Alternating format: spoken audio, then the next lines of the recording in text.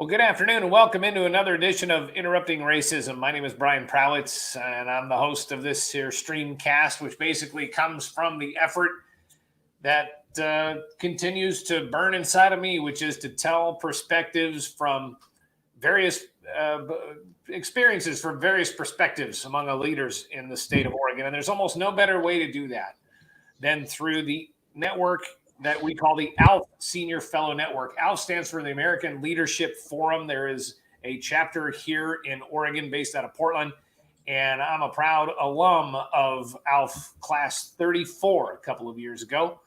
And this network of about 700 graduates throughout the state of Oregon includes some incredible people, all of them looking for ways to serve Oregon and serve their communities.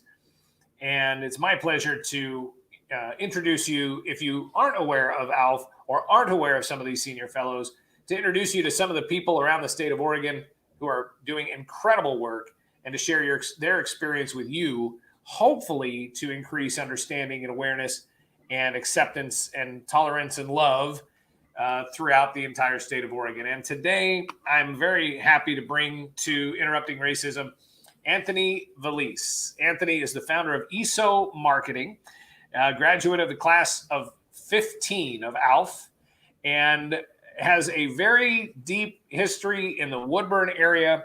And we're going to learn a lot from Anthony. And today, I just welcome you to the show. Thank you for the time today. Thank you so much for having me. I'm super excited. Always a pleasure to be with this fellow, senior fellows. So I'm really happy to be here. Yeah, well, I could run through your bio, but it's always more interesting to hear somebody kind of give a detail of their own biography. So how do you describe yourself, or what would you share with us in your bio? Yeah, I think I'm definitely a lifelong public servant. I was born into my parents were when my grandparents arrived in 1946.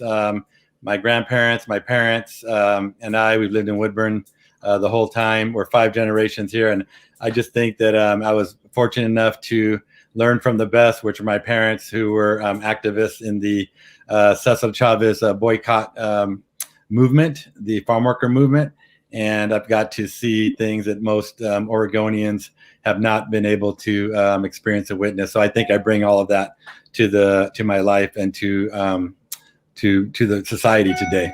So, talk about your experience in Woodburn. You were there before a lot of the growth that we've seen in the Woodburn area. I mean, you've been invested there for a really long time. Absolutely. You know, I was here when the Latino community was like 5% of the population. And over the years, you know, having grown to elementary school and middle and high school, I think what really the tipping point is when we hit critical mass, about 20% of the population. And that's when people started speaking up and advocating more for our Latino community. And I think I would say the old guard, the people that have been here for a long time, there was some tension there because they were perfectly fine living in Woodburn the way it was, but the demographics were changing so rapidly that there had to be some changes, and I think that's where some of that tension started back in the days. It got to a point where there had to be some changes. What do you mean? Well, we quickly became the majority of the city, the Latino community. We became 50 plus percent of the population, but we had no representation. One example is in the school board, where actually in K-12 today it's like 95% Latino, but back in those days it was more pronounced, like 70%. And in the early 2000s, I became the first Latino ever elected to the school board. So that's the kind of change that I'm really talking about, is representation, having a voice, and so basically having the needs of all the community met, not just a select few. Yeah. Among the things that Anthony has done in about 30 years of public service includes having a seat on the State Board of Education and also the Oregon Youth Authority State Advisory Committee, and the former president of the Woodburn Downtown Association. So and not to mention you spent some time at Nike, and you've really been around. You've done a lot of stuff. Yeah. Which of those things stands out in your mind right now as we look at some of the social issues that we have in front of us? Mm-hmm. You have a lot of irons in the fire. You are active on so many levels and so many fronts. Where do you come down with, okay, here are some of the issues we have in front of us right now, and being able to serve your community, the community we've been talking about in Woodburn? Yeah.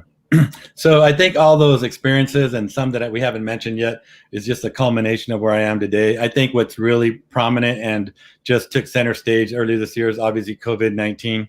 But one of the things, having been in Woodburn my entire life and seen movements that have started from just a thought, right? Just an aspiration. I've been blessed to see those things come to fruition, such as Colegio Cesar Chavez, which was a kind of a Latino college in the 1970s. I got to see Salud Medic Pacun, Farm Worker Union in Woodburn. I got to see that before it was actually became a reality through the vision of Cipriano Ferrer. Salud Medical Center, the first farm worker clinic. And on, right? So I think all that has kind of built me perfectly for today to take on one of our actually most global challenges in my lifetime, which is COVID-19. And so to just make it brief, I knew being in Woodburn that instinctively that if we as Latino community members did not organize and rally around our most vulnerable among us, which are our undocumented, our indigenous Mesoamericans, our immigrants, the poor, the hungry, the homeless, the incarcerated, and all of those voiceless folks out there, that if we didn't rally around them and support them with all due respect to all of our allies, then no one really truly would. And it's really played out that way. Well, I know what you're leading up to is the fact that you founded the Latinx Leadership Network. So you took action. Talk about what the action is that was taken and the result. This is really remarkable. And for anybody who wants to take a look at how you can serve your own community or ways that people of color in the state of Oregon need to watch out for each other a little bit, I think this is a really spectacular illustration of that, Anthony. Yeah, thank you. I mean, I think it's something I've been doing my entire life. I think just the platform and the seriousness of what is happening just became on a more statewide level. And basically, how it all started is literally where I'm at today. I get to hear and see cars start up at 4:30 in the morning, 5 in the morning. I get to, when I'm outside, I get to greet my neighbors. 12 hours later, 14 hours later, they're tired, they're dirty, they're exhausted. And, I just couldn't, I'm privileged, right? We're both privileged to be sitting here and be able to self-quarantine and all of those things that need to happen. But a big segment I know of my community is unable to do that. And so I just really felt that, it was my responsibility as a human being and as part of the Latino community, as a leader, that I needed to do something about it. So what I did is I literally gathered 80 plus of my good friends from all across the state of Oregon who either run community-based organizations or serve on them or support them. And I started hosting these town hall meetings every Wednesday. And in the beginning, that one of our first things to do was to create a call to action, because I'm a very action-oriented person. And it was a document that it laid out really what our areas of focus are, which are, of course, make sure that our nonprofits, community-based organizations in your neighborhood or mine survived, right? Especially in the Latino community, because if those go away, then that could be pretty detrimental to our community. Another area, obviously, is health. Of course, it's a pandemic, education, employment, housing, all of these areas. And we basically wrote a call to action, sent it to every public elected official in Oregon. And that really kind of was the catalyst to where we are today. The Latinx Leadership Network. So there is a document, a PDF of the call to action you put together. It's a link to the Statesman Journal who put it out there. Is that the end result, that document itself that went out? That is the beginning that is the beginning. That was something that we put together because we wanted to bring light to it. And again, our movement, it's a movement. So Oregon Latinx Leadership Network is a movement. And one thing historically about Latinos is this is like who we are. It's our being. When we had the Cesar Chavez movement, the civil rights movement, all those were movements. They were literally the people from when you talk about Cesar Chavez, he literally organized the farm workers of not only California, but across the country. The least among us, right? They didn't have education. They didn't have political power. They didn't have economic power. Some of them weren't even U.S. citizens, but they were able to galvanize and use that collective to change the course of their lives, which in turn changed the course of mine. I am really, really naive about all of that history. I've certainly heard of Cesar Chavez a little bit, but I just am admittedly very, very ignorant, never been really educated on a lot of that. And so while you're talking about these key moments in the history of Latinos in Oregon, I'm a challenge there to learn more. I'll put it that way. Yeah. Well, definitely, it's all important history. And one thing again that makes my life so unique is that there's these iconic organizations that are now very prominent in the Latino community. They've been around for decades, 30, 40 years. I happened to be there before they existed, when they were just a vision. And that's kind of, I think, with Oregon Latinx Leadership Network, it's like, it's the same thing. It was a vision, right? It didn't exist. And then I just started sharing that vision, that aspiration, and people started coming together, and it became this huge movement. Now there's no stopping it. Ah, man. Well, I think everybody who gets involved on a grassroots level for some kind of change that they're hoping for hopes that it turns out the way that you've just described right there. Yeah. It's got to feel good, obviously, but that's not why you're in it. No, it's really in the moment, trying to help those the most vulnerable, like I mentioned, among us. And it has a spiritual side, which I won't get into too much, but there is part of that, of my faith, is part of it. But I think really, my parents, they're very spiritual people, and I think I turned that spirit of giving, the humanity part, I just turned that into public service. It's the same thing. We're here to serve. That's really good stuff. Anthony Veliz with us here on Interrupting Racism. We'll have a link, by the way, to that call to action PDF, at least to give some people some direction to, what we've been talking about, what you were referring to. Boy, there's a lot of directions we can go from here. As I think about, so I'll share just kind of my own experience. And you and I talked about this on the phone the other day, and we talk about, this covers a lot of ground. I mean, this is immigration, this is understanding, this is communities. I'm in Roseburg, and in Roseburg, we know we've got about 10% of our population is Latinx, which, by the way, is a fairly new term, at least for me. And in fact, I was speaking to a guy from El Salvador the other day, and I said Latinx, and he said he didn't even know what that was. What is Latinx? It's funny. You know how language is fluid, right? And I think this is just an evolution of that. So, before I think in the Reagan administration, he coined the term Hispanic, right? There was really no term to categorize people, from that spoke Spanish from the Western Hemisphere, the Caribbean, Spain. And so then after that, it became Latino. Well, actually, let me back up. It became the Chicano movement, the Mexican American movement, and all of these different, variations. And then it became Latino.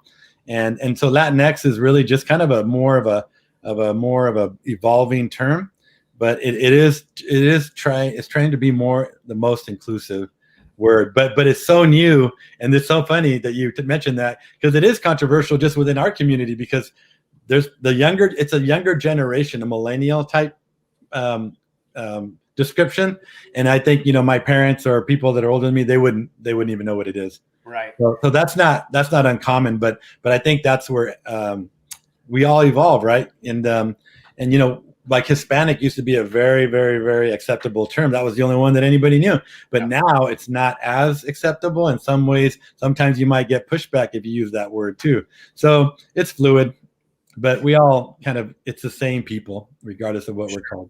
Yeah, I was going to say, and actually I'm getting the vibe that Hispanic now is a term that is sort of frowned upon, and Latino at least, and then Latinx. But yes. So we're here in Roseburg. We've got about a 10% Latinx population in our neighborhood, but I never see the the Spanish speaking people in our community. Obviously I'm a white guy. I'm a businessman in downtown Roseburg, a city councilor. I go to all the events. I don't hardly ever see the Latinx, whether they're migrant workers, whether they live here. I just don't ever see them. We're not invited to their events. They're not invited to ours, it seems. And there might be some obvious reasons for that. Don't get me wrong. I understand the tension that might be there. But I also want to know, how in the heck how can we be a bridge toward one another? What is the way that we can at least get the message out to Latinx people around here to let them know that there are people that are that care about them or want to help them access services? Because if they're part of this community, they have the same challenges and issues that everybody else has, and sometimes need help from, say, the city of Roseburg. How, without coming off as, hi, I'm from the government and I'm here to help, which is a very easy trap to fall into. What do you do? How is it possible to build any kind of bridge like that? Yeah, that's a great question. And, people ask me that question, in Woodburn, I always tell them, well, I am the bridge. I didn't build the bridge. I am the bridge. And the way I would just characterize that, and to answer your question, is that I think you have to really be basic. One of the things that's really basic is just acknowledging people and giving them a smile and a handshake and extend that olive branch. That fundamentally can go a long way. But if you really think about it, we don't even do that. We ignore people because we're too busy. And but I think that's like a start, right? A smile, acknowledging, a nod. I mean, believe it or not, that's where you start. When it comes to really getting into like the depth of the community, I do think, if you want to know where Latinos are in Oregon and probably across the country, they're in two places. They're in churches, and then they're in schools, whether that's K-12 or community colleges. That's where you'll find the masses, because we're very, very young population, and have a lot of faith. So if you want to find us, that's where you can find us. And I think that's where you could start potentially. I'm not exactly sure with Roseburg, but I think and then I'm sure you have a few. I've been to a Mexican restaurant and two, but what happens is everybody wants to talk to that one business, right, owner, and they get pulled a lot of ways. But I think really it's just about one step at a time. I do think, it's you got to kind of go where the people are, build those relationships, and then really invite them. Like this was exactly what Woodburn went through again, like decades ago. There was, like I mentioned, there was a point where we were only 5%, the same kind of questions and whatnot. And I think what happens over time, it will happen because of longevity has its place, about educational attainment, business, will become more successful. But I think what you're saying is we have to be more intentional. Let's just try to shorten that time frame. We were talking generations. Let's move it down to more years. And how we do that is really fundamental in my opinion. Language, people, because I was the president of Woodburn Downtown Association, a lot of people from our city, they were all nervous about going downtown, even though the same city literally blocks away, but they didn't speak Spanish, or the people on the other end didn't speak English. I go, it doesn't really matter. I mean, you go in there, you shake your hand, or you can't do that now, right? But you smile and you acknowledge, maybe take somebody, and maybe there's somebody there who can help you kind of fumble through it. But that's where it all starts, right? But if there's no attempt at that level, then it's really hard to really just make it happen. I think it's got to be more of an informal thing. And then, but isn't there also a natural distrust right now with the Latinx population to the established, for instance, government? Here I am, I'm an elected official.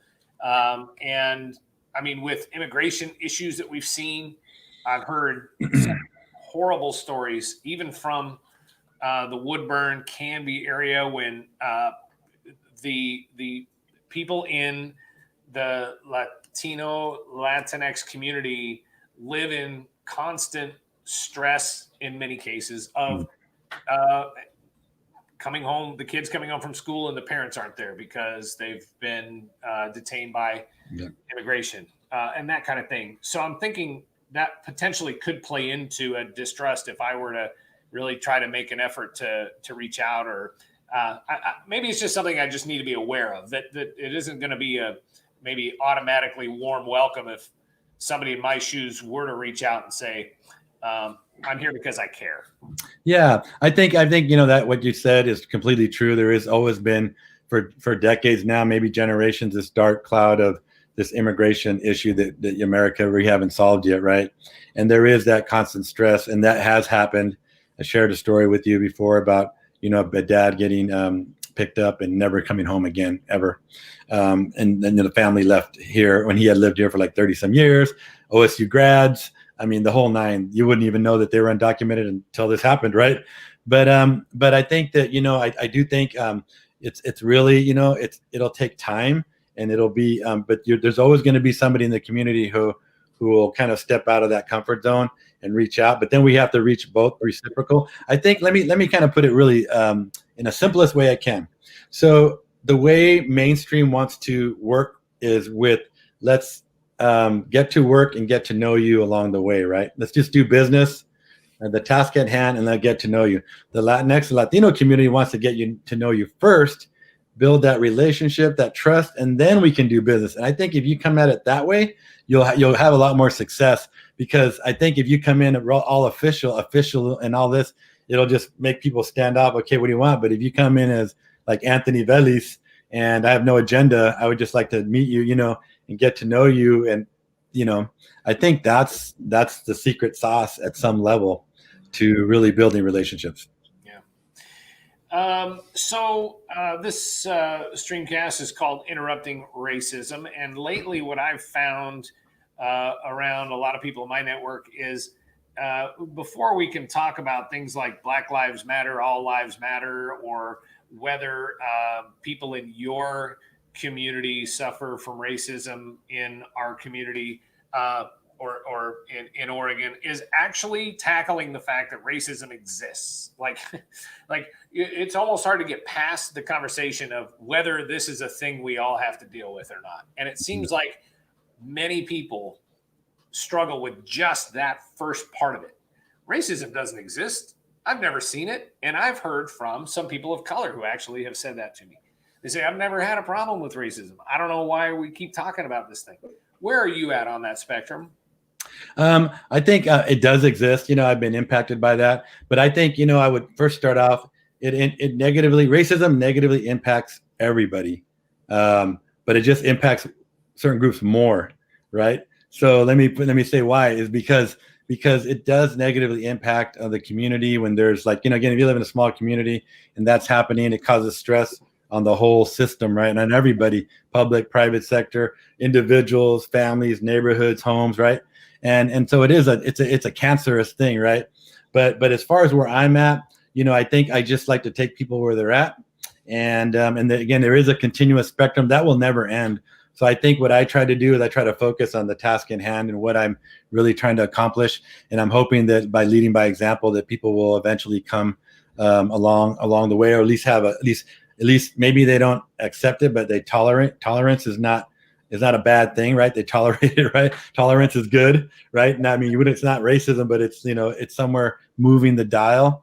But I do think I agree with you. I have family and friends that have never experienced, believe it or not, in Woodburn, you could live in Woodburn your entire time, be a Latino. You might not ever experience that racism, believe it or not, because we're the majority. It's not a big deal. We're everywhere, right? We run banks, hospital. I mean, everything. We're everything, right? But you step out of here, then all of a sudden you start feeling this people watching you, or, you feel, just these different perceptions or realities, right? When you come out of this bubble. We've had many students that have gone on to a lot of prestigious schools because we have an international baccalaureate program, and they talk a lot about that. They hadn't felt racism until they left the bubble here, and they've gone to Ivy League schools and all the prestigious schools all over the world. And it's really interesting. So there is people of color in different spectrums, but it does exist. I think obviously there's a national movement, and what I would say about that too is that the Latinx completely supports the Black Lives Matter movement, and I think that we definitely support that.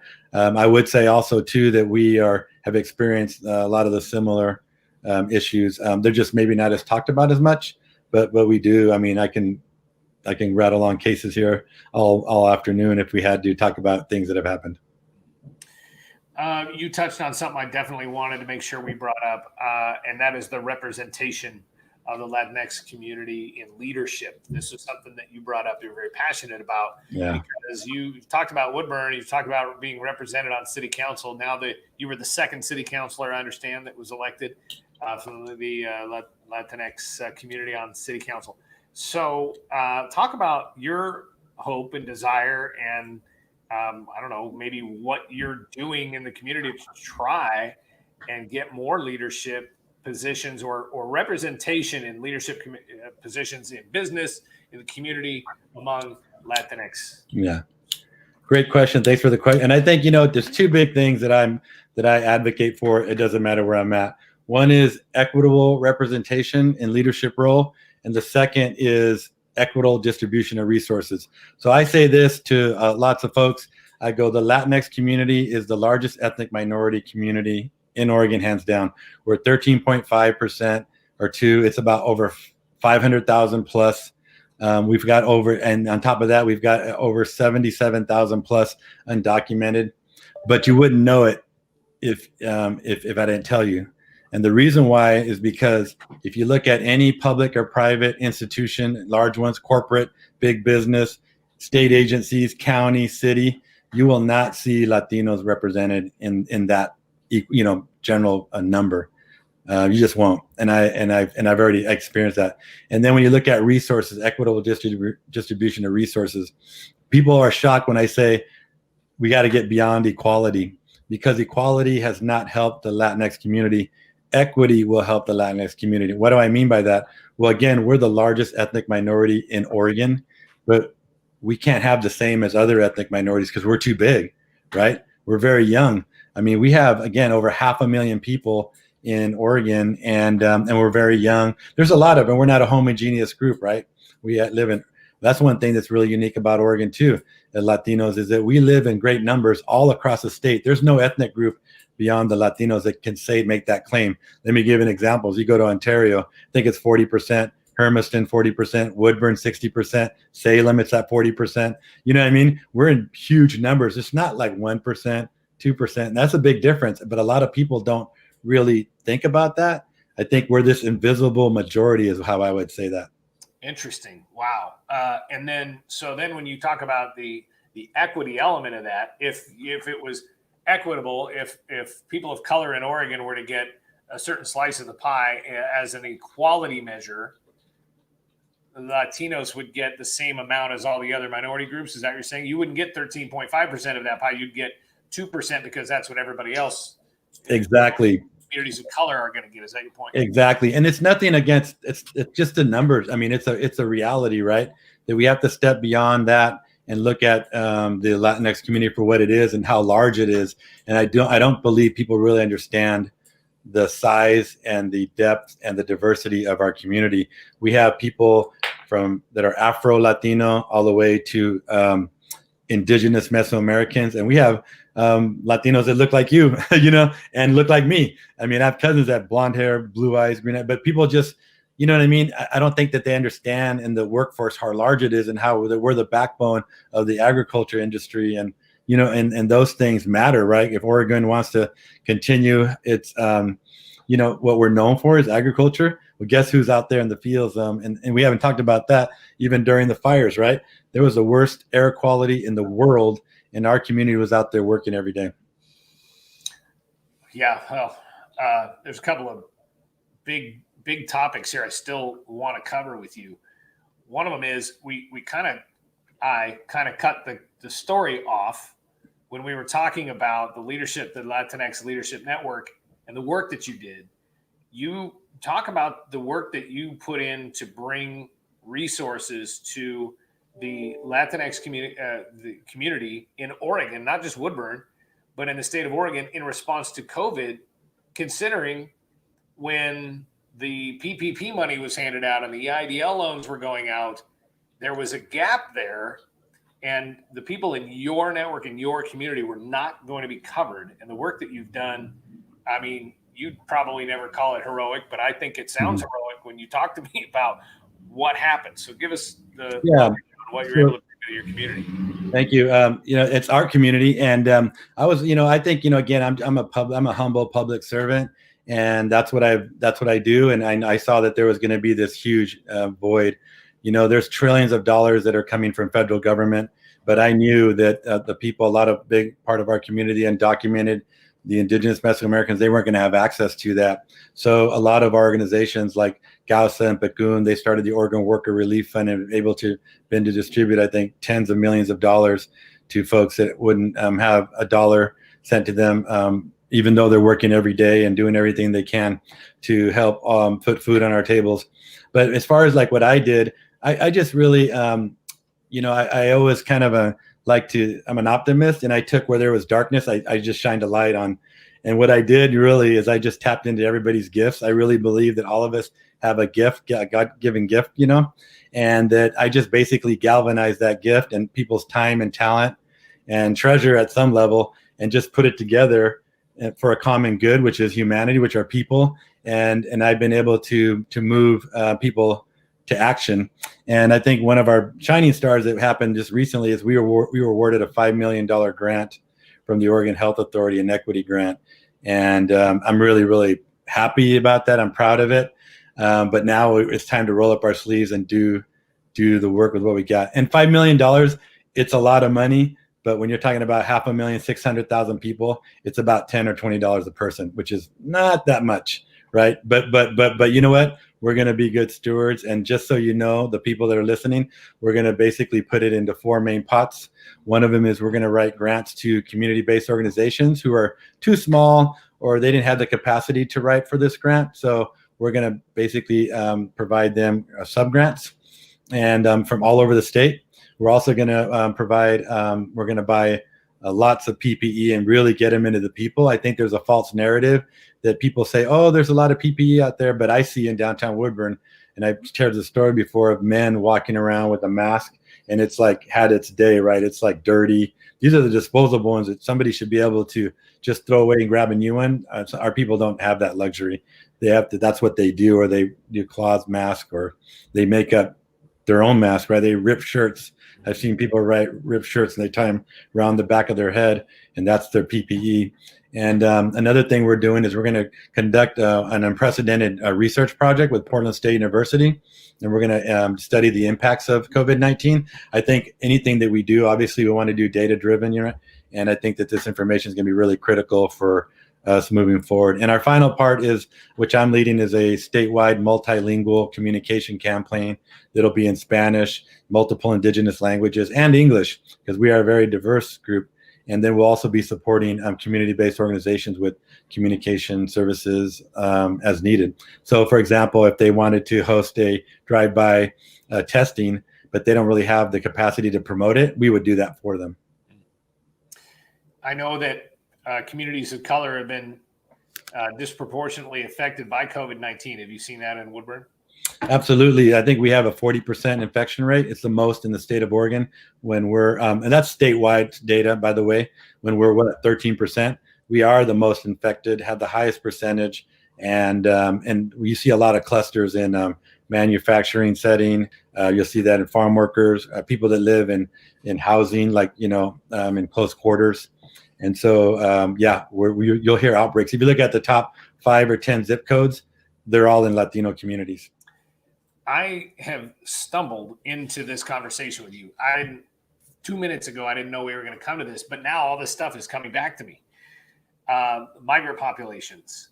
And then I remember,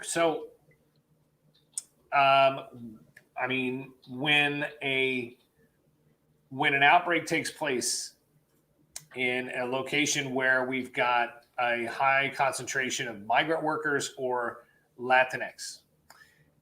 First of all, I don't know why it happens the way it does, unless there's just a language barrier, if there's a financial force at work here that keeps people from being able to isolate when they know they may be sick with COVID. I bet you could probably spend a lot of time on that. But where I was going to go was when a community hears that the first place COVID really had an outbreak was in those migrant workers that are out there, the stigma is remarkable. Now, you've said that in Woodburn, it's a little bit of a different system because there's more of you who look like one another. But in an area like around Roseburg, let's say, or in a lot of places in Oregon, boy, I remember when that happened early on in our community, and I was worried about the stigma and what people were going to say. Have you seen that? How do you fight that? What are some of the forces at work? Yeah. I mean, that's definitely, again, out there, but I think, again, I mean, COVID has impacted everybody. It's just disproportionately impacted the Latinx community a lot. What we try to do really is just stay focused and educate people and try to provide them as much information. You talked about information. That trickle down effect has not worked in our Latino community. That's a very mainstream middle class. Like when we create communication, we talk about Zoom, emails, technology. There is a digital divide, but what we're trying to do, you got to flip that funnel, right? But as far as any stigma, I mean, I think our community, they don't think about it that much. They're just trying to figure out, how do I keep going to work, right? That's literally what the mentality is. And sometimes it's like, I might be sick, but I'm not telling anybody. I know somebody who I live with is sick, but I'm not going to tell anybody. But because I need to work, we need to put food on our table. And I think the way I see Oregonians, sometimes is, I mean, this is kind of harsh, but, we talk about the essential workers, but I feel like sometimes we're the disposable workers. To your point about, I don't want to get tested, I don't want to talk about this isn't, or I'm going to continue to go to work. I would say that the same is true for just about anyone else. I do think there's clearly more pressure. If you're a migrant worker and you come and you are working in the fields and you start to get sick, first of all, the living conditions and how closely, just culturally, but then also practically, how much space there is or isn't, people really living in very, very close quarters. Yeah. But that pressure to have to go to work, I mean, it's true. It's true in my network. And I've seen people I know who may be COVID positive, but they work because they still got to. So it does. I think that's parallel to. I think that affects both communities, but I think without a doubt, there's more of an impact on that Latino community on that front. And that's poverty, right? I mean, that's like where I'm pretty much the core is people on the poor end. Farm workers don't make a lot of money. And I think that they've shown that, even through the fires, literally, they worked while they're in ashes was falling on them. I have videos of that and pictures of that in Southern Oregon, just continue to work, or here in Estacada, which, I mean, how does that happen, right? I mean, how humane was that to even for the employers to allow them to do that? Right. One of my favorite things to do is educate people, change perceptions, sometimes ask what may seem like very just naive questions. But I want to make sure that while I have you, for those watching who've always wondered this question, not been able to ask it, you mentioned undocumented workers. You hear illegal aliens all the time. What is the difference in those two phrases referring to the same people? Certainly, maybe there's some a different political perspective even on those words, but why is illegal immigrant so offensive to a Latinx person in the United States? Yeah, I mean, I think a lot of it, is again the behind that word, right? I think it's very been ill-willed, mean-spirited. It's us and them, very divisive, and I just honestly don't believe that anybody's illegal. I mean, we didn't cross the border crossed us, right? And at one time when the indigenous people of America's, the Western Hemisphere, there was no borders, right? And I think that's still it's resonated with our community, and so I just think that illegal alien. I mean, you associate that with somebody from outer space, I guess, and it just dehumanizes individuals, right? Whereas undocumented individuals, that's really how I see that. They just have not been able to go through a process where they could become either U.S. citizens or legal permanent residents, and there's just been. But I just think it's an us and them, and it really dehumanizes illegal aliens at its core. You know what I mean? People break laws all the time, and we don't say you're an illegal driver and then you just or you're a legal jaywalker or whatever it is, right? It doesn't just stick with you, right? Like that. And I think it's been really an ugly couple of words there to really try to just keep us really down and society divided. If I said illegal alien, I meant illegal immigrant, first of all. Yeah. So Yeah. That either way, there's illegal. it's maybe slightly better, but still not aware of the whole issue. And I was to by a friend of mine who said that the process to legally naturalize or to become a U.S. citizen from Mexico specifically is nearly impossible. So to suggest that people are here because they skipped a bunch of rules in order to live here is so naive and ignorant and so not accurate that also adds to the offense of that phrase. Yeah. Most people that are here actually undocumented are overstay their visas. It's not like this whole mad rush over the border. I think that's a false narrative. And I think if you did look at the research and data, I can get that for you, but it's mainly people that have overstayed their visas. Yeah. I've learned a ton and I really appreciate it. One thing I also want to do though is let you discuss with this ALF audience, this audience of people in Oregon who may not even know anything about ALF at all. But what kind of message do you want to share with the community that might catch this and watch it?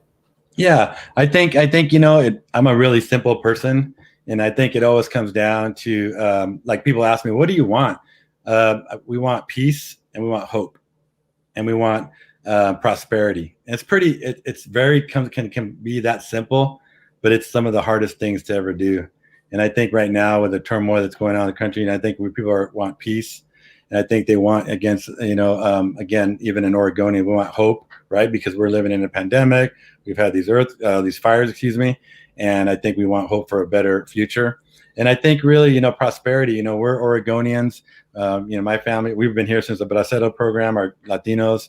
And I think it's really just coming together. I see Woodburn as like, this microcosm of society and how we've been made it work. We're working together, living in harmony, and we value each other's faith, language, culture, food. And so we all kept our identity. So it's like a solid bowl, but not like, but we all kept our identity, right? We're not just we didn't mix up like that and lose our identity. We brought the best of all of our communities and have learned to really just honor it and respect it. And it's a really awesome thing. Like I said, invite anybody to come to Woodburn. You'll see, the Russian no believers, Latinos, seniors. I mean, we're just all working together and trying to, there's always some issues here and there, but I will just say, from a city that was only 10%, now the majority 60%, there was a little turmoil at 20%, but now we kind of broke through that threshold. And now it's just really about how do we make the quality of life better for everybody.